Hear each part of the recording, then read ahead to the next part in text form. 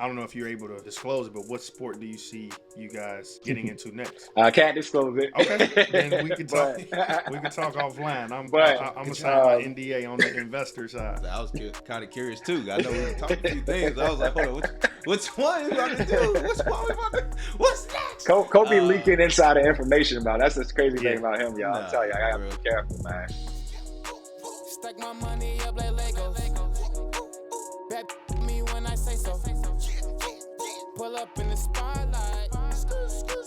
Pull up in the drive. What's up, world? It's your boy Brandon Copeland, aka Professor Cope, and as always, I got my dog Ross Mack. Ross, how you feeling, brother? You already know I'm feeling great, looking good. It's everything's straight. How you looking? How you living? Listen, well, first of all, we know, we know your boy. I was just about to say, bro. I'll send my barber out there. Yo, guy, he been pushing you back a little bit. Let me know if you want me to send my guy. Listen, brother. Listen, y'all not gonna. What you're not gonna do is get on here and start hating.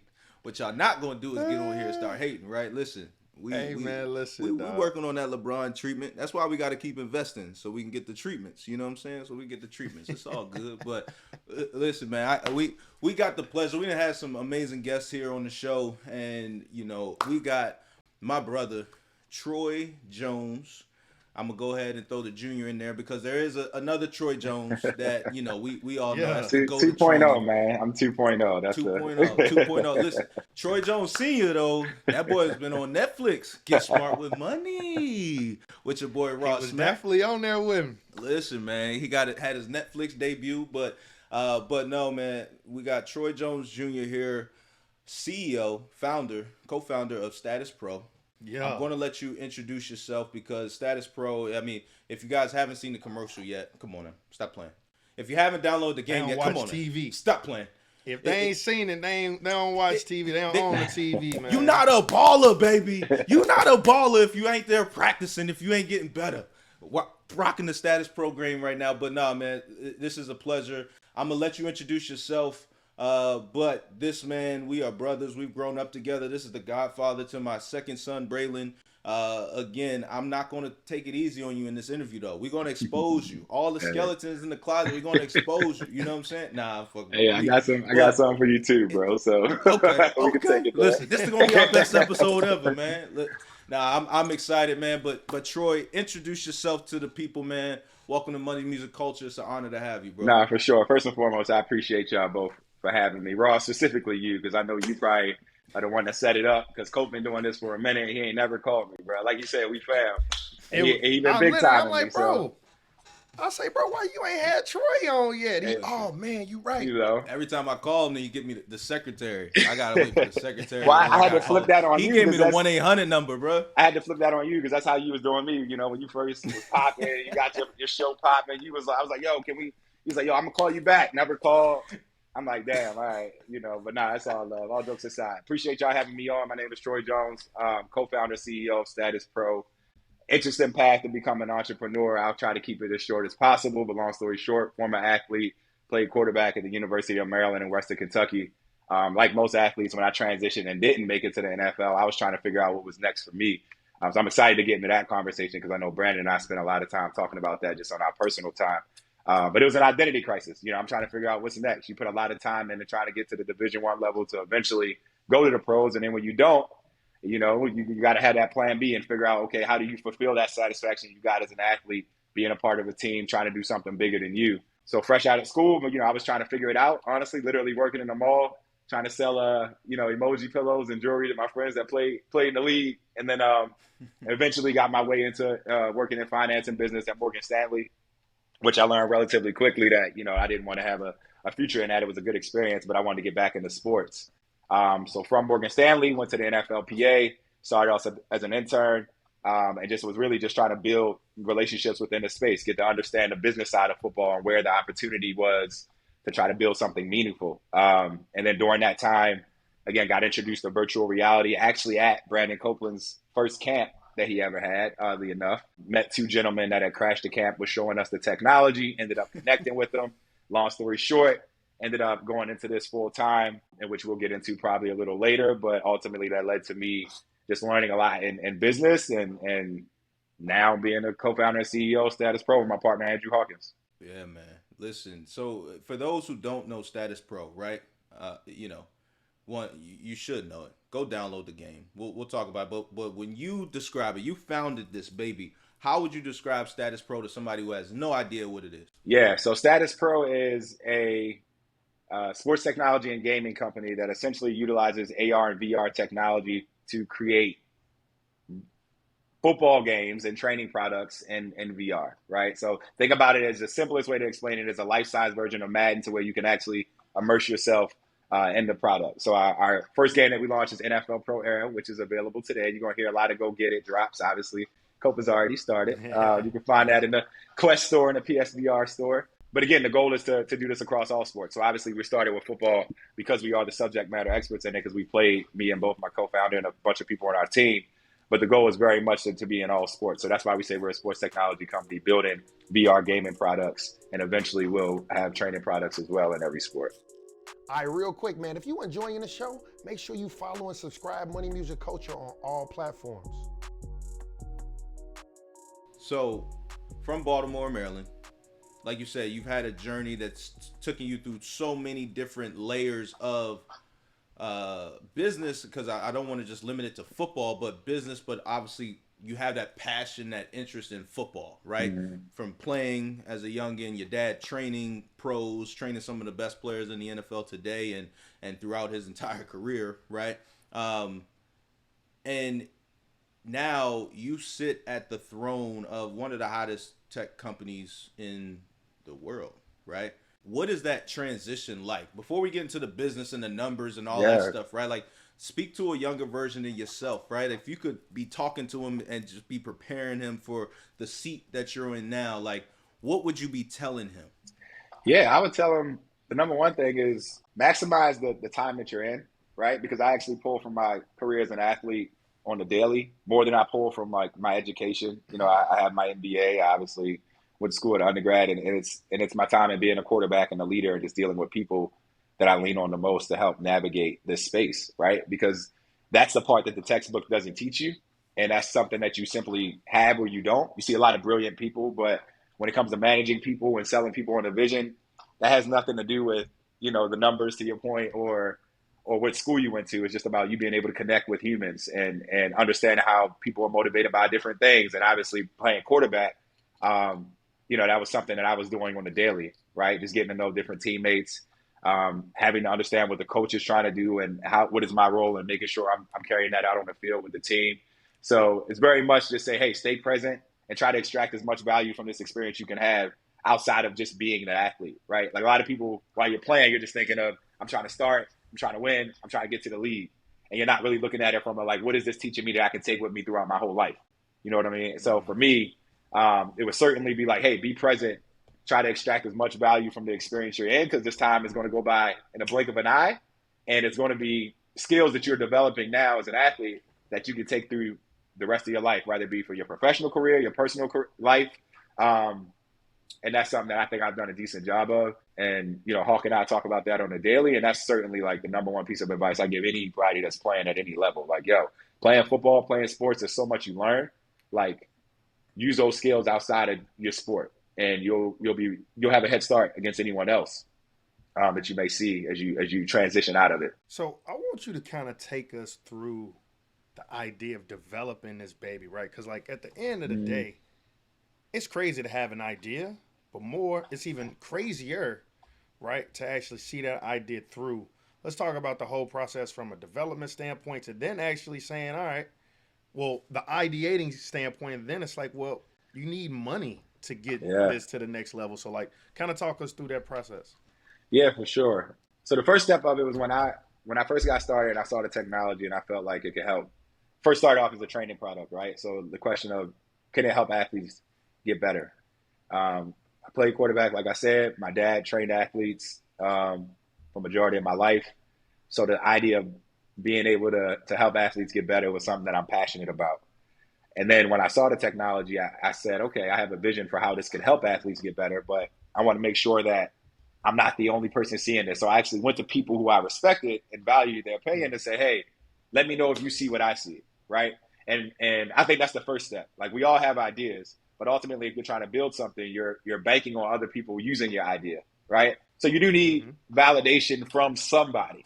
There'll be a lot of people that tell you it probably won't work. So you kind of got to box those people out, which is why I went to people that I cared about and that I loved, and candidly that I knew were also athletes that had that perspective, to see, like, okay, like, do you see what I see? So I took it to Coach, took it to my dad, took it to some of my closest friends, and literally would be like, okay, like, this is what I'm thinking. Does this make sense to you? Can you connect the dots? Because they're athletes as well. So if they agree, then it kind of was confirmation, like, all right, I'm on to something. Once I got past that stage, then to your point, it's about building a product and getting it to where it needs to be for people to use it, right? Which is a hard process, because you'll have in your head how you want it to work.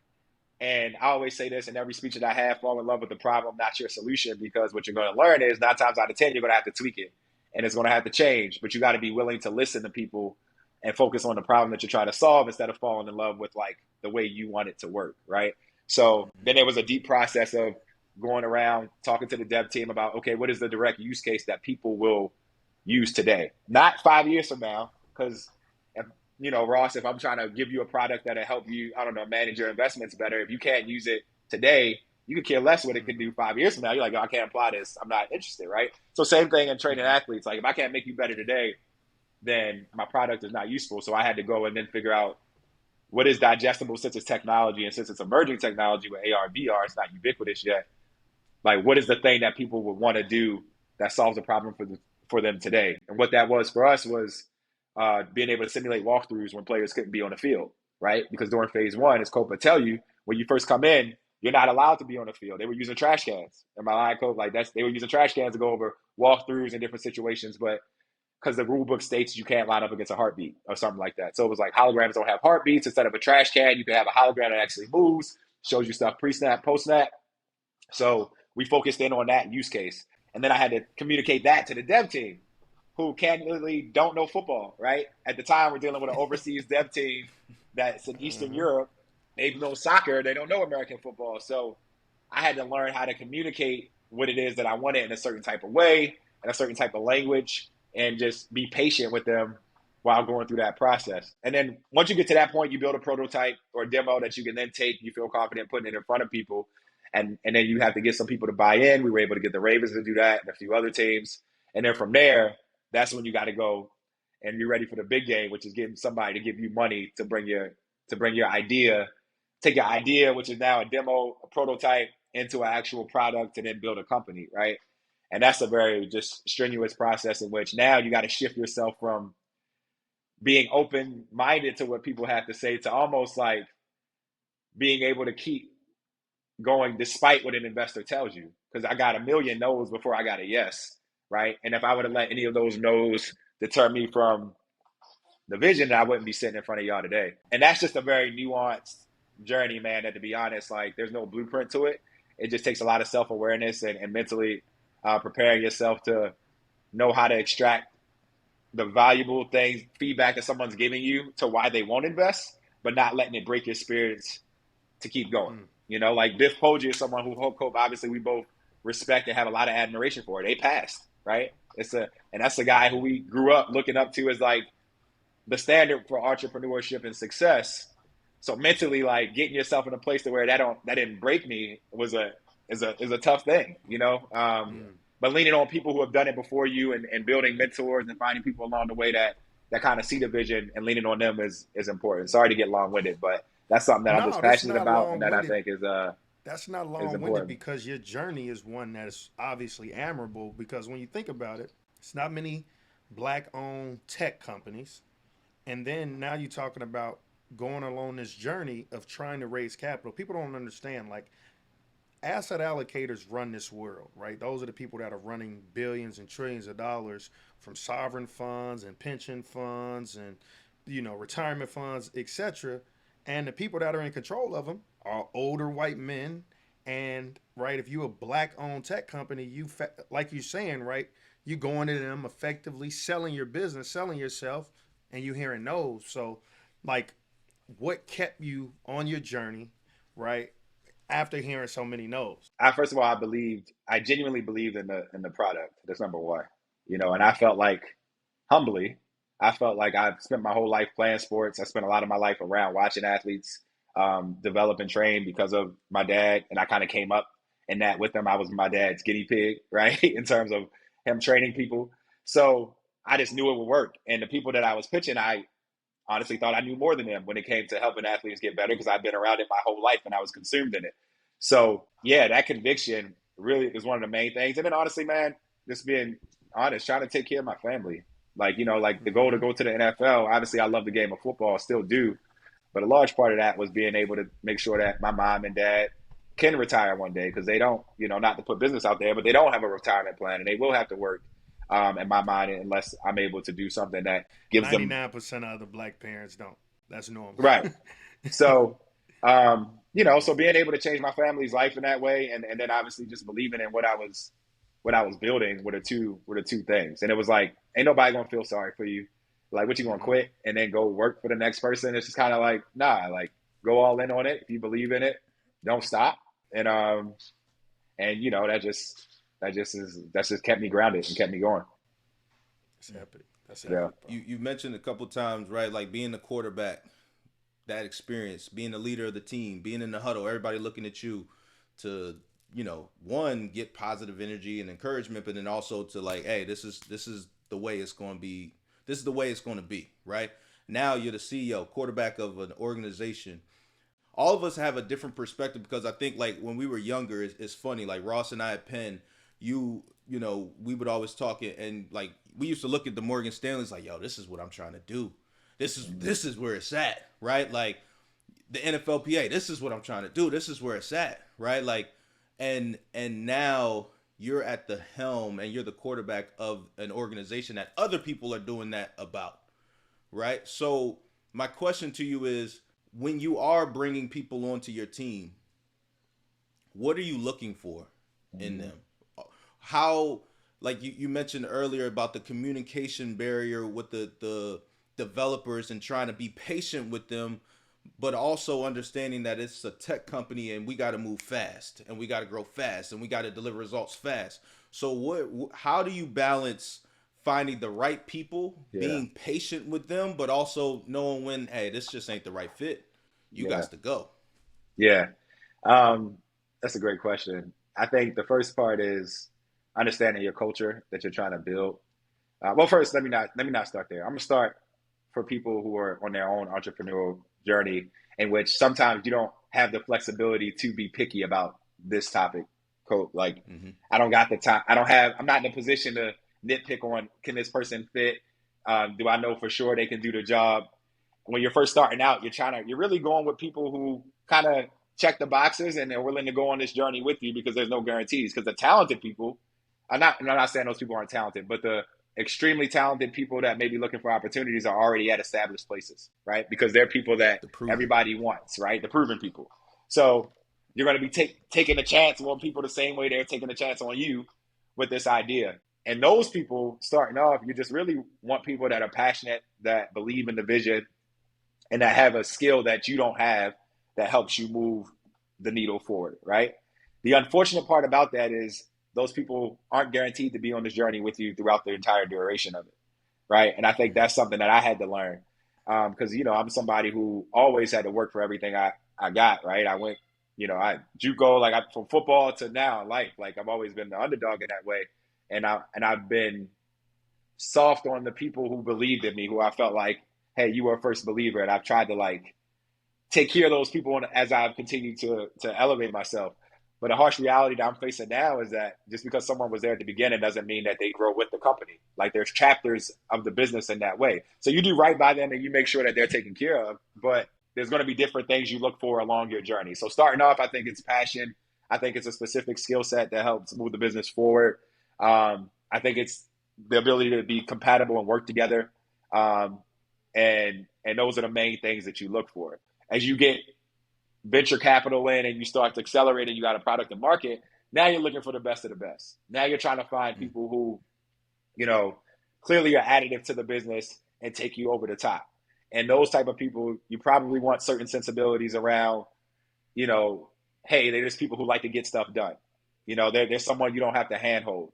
and you want to be, because as the business grows, it's going to need different parts from you as the founder than it did when you first got started. Like when it first got started, I was doing everything. Now I just can't. It's just too much value. So whoever I hire in finance has to be a dog in finance, and I can't micromanage that person. I got to trust and believe that, hey, that's taken care of. When they report to me in our weeklies, they've got everything tight, and I'm looking at it. But beyond that, that's your world. You know what I'm saying? Kind of like your defensive coordinator in that way. The head coach ain't trying to tell the DC what to run and what to play call. He trusting that, like, yo, you doing your thing. Same with your offensive coordinator and so on and so forth. So, you know, in those spots, you want whatever sensibilities are important to you. For me at Hawk, we're former athletes. So candidly, we like the people who operate the way that athletes do. Again, that doesn't mean you have to be an athlete, but you're someone who understands the big picture, can put others before yourself, always think team first, work hard, even when the outcome's not guaranteed or you can't clearly see what the outcome is going to be. Like those are the things that we tend to focus on now, which we think are going to take our business to the next level from as we go into, you know, being a company with a product and market that now wants to bring multiple products and markets and expand beyond one specific sport. Well, listen, man, I think the product is awesome, but I could only imagine the level of pushback just granted, you know, seeing, you know, the face of the industry you were in, right? Calling AI and effectively the metaverse, right? Would you consider this kind of metaverse-esque, right?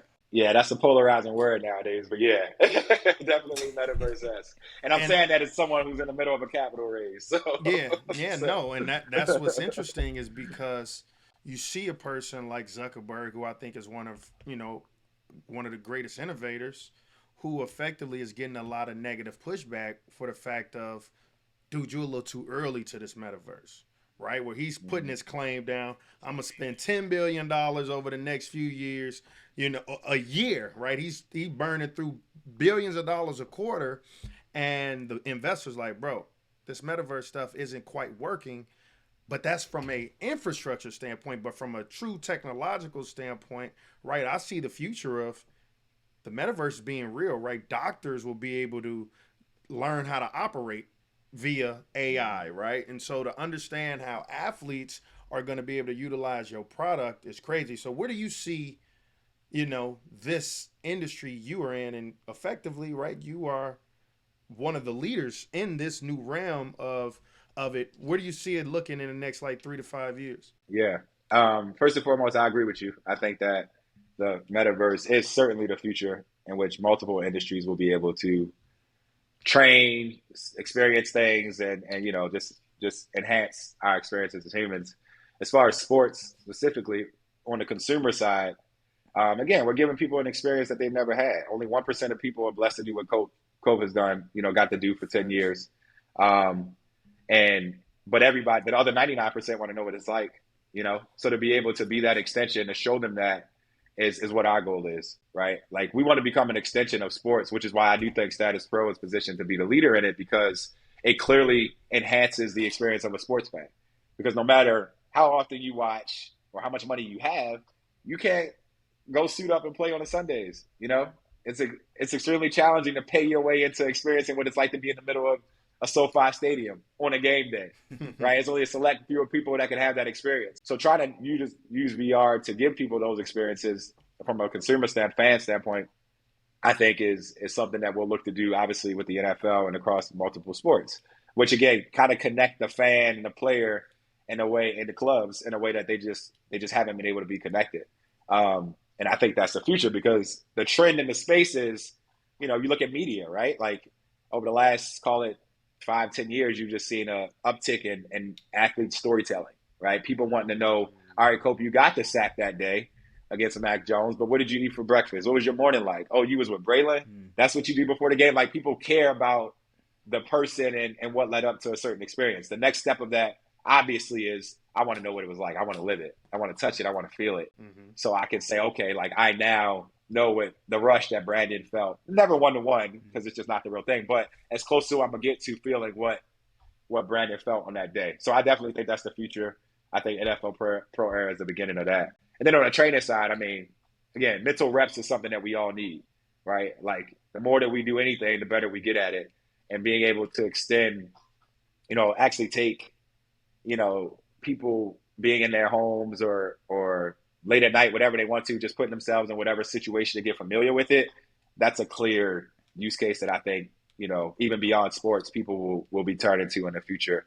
And our goal is, to take that over and kind of define that in sports and then maybe extend beyond it, right? Whatever the journey is for us will, still to be determined. But, I tell people, like, as athletes, and Cope, you'll know this too, and Ross, I'm sure, not totally familiar with your background, but I'm sure you know as well. Like, Yeah, I you're almost told, went you're, pro, you're dog. taught. I almost went pro. Not really. You know what I'm You saying? might have to break Hey, look, it I down. wasn't trying. I wasn't I was going. hating, gang. I didn't want to assume, I almost went pro. You know what I'm saying? I get it, bro. It'd be I like get it, that, bro. though. It do. Cope played on Sundays, but I would have dogged him back in the day. So it's I get you. but like they tell you, hey, visualize yourself making that free throw. Cope, visualize yourself making that set. And what's crazy about that is you're limited to your imagination. Some people just can't. Some people are better at envisioning themselves doing things than others. I feel like our technology will essentially even the playing field. And then people will be able to say, all right, well, I can't do that in my own way. I can't be Tom Brady, go in the middle of an empty stadium and go through a drive. But I can get in this headset and visualize every possible look that I'm going to see to make sure I'm ready if my number is called or if I am the guy who's playing that day. So that's kind of the vision on both sides of the business that we see. And what sport do you? I don't know if you're able to disclose it, but what sport do you see you guys getting into next? Can't disclose it. Okay, then we can talk. We can talk offline. I'm gonna sign my NDA on the investor side. Yeah, can't disclose that, but just nothing we do is not it's not part of like a larger strategy that we have. So if people pay attention to our business and things that we do and people that's involved, and I'm sure they'll be able to figure it out. I'll just say that. Without a doubt. Without a doubt. Man, I hope you guys are enjoying this conversation, man, with Troy, co-owner, co-founder of NFL Pro Era. But look, man, we done gave y'all a little bit too much, so we're going to pause it right here, and y'all going to tune back in next week where we have another episode.